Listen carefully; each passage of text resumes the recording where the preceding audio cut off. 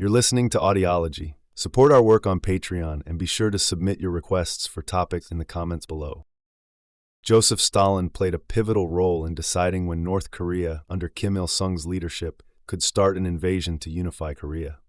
Both Kim Il-sung and the leader of South Korea, Syngman Rhee, shared a dream of bringing their divided country together, but Kim Il-sung was determined to do it by force. However, Kim could not make his move without backing from Stalin. On January 30th, 1950, Stalin communicated through Ambassador Terentij Shtaikov, signaling his readiness to assist in planning an attack. Stalin emphasized the need for Kim to be well prepared to reduce the chances of getting into a prolonged conflict. From March 1950, the North Korean army began amassing weapons and positioning its soldiers for an offensive against the South. Despite Kim's persistent requests to launch the invasion sooner, Stalin waited for a strategically favorable moment in the Far East before giving the green light. Starting May 16th, North Korean and Soviet officers carried out final checks in preparation for war.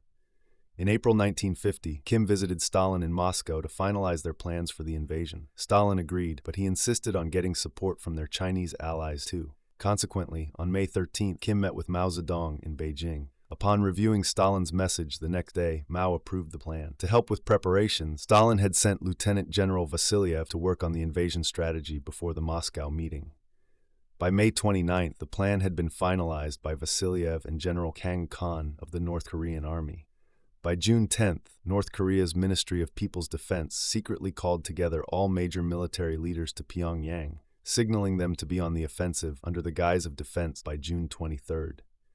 The army underwent reorganization on June 11th, positioning its divisions closer to the south, around 10 to 15 kilometers north of the 38th parallel. From that point, the troops kept moving, with all forces ready by the 38th parallel on June 23rd.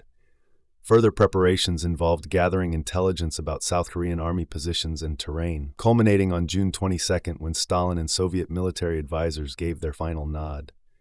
Kim then notified Stalin that the invasion would start on June 25th, and Stalin agreed to the plan. As planned, the North Korean People's Army initiated the invasion by crossing the 38th parallel at 4 a.m. Korea Standard Time on June 25, 1950. At the start of the conflict, there were mixed reports about who first engaged in combat on June 25, 1950.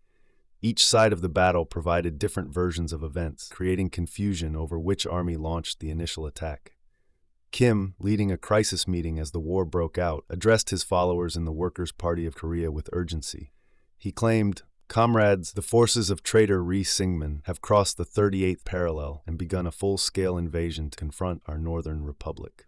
Adding to the narrative, on June 24, just a day before the conflict erupted, two Australian military observers, Major FSB Peach and Squadron Leader R.J. Rankin, submitted a critical report for the United Nations Commission on Korea. They argued that South Korean troops were purely in defensive positions and lacked the means for an offensive assault against the North, highlighting the South's significant military limitations, such as the absence of tanks, air support, and heavy artillery. By 5 p.m. on June 25, they had reported a surprising assault by North Korean forces across the 38th parallel from the very morning of the same day. Furthermore, Kim broadcasted on June 26 at 9:20 a.m., alleging that South Korea had initiated the attack in the Haeju area, which led to the North's responsive measures. However, considering the observations by Peach and Rankin, the United Nations Commission on Korea firmly dismissed North Korea's claims. Nevertheless, specific details from the Soviet and North Korean perspectives remain unrevealed, adding layers of mystery to the initial stages of the conflict. On June 24, 1950, North Korean forces were positioned at the starting lines by midnight. By 10 a.m. the next day, the Pentagon was informed that North Korea had launched an invasion into South Korea from several points. The invasion began around 4:40 a.m., with North Korean artillery targeting Ongjin. Within just 3 hours, North Korean troops pushed 3 to 5 kilometers into South Korea. South Korean forces, known as the ROKA, mounted a robust defense at Ongjin, Kaesong, and Seoul, though Osan, Kaesong, and Sinyuri fell on the first day. The North Koreans advanced 12 kilometers towards Sunsan and 8 kilometers along the eastern coast, including conducting 2 successful amphibious landings south of Gangneung. The North Korean assault featured Soviet-made T-34 tanks, which were notable for their 85mm guns and tough armor that South Korea's military couldn't effectively counter due to a lack of adequate weapons. These tanks, weighing 29 tons, were light enough to move across Korean rail bridges, aiding their advance.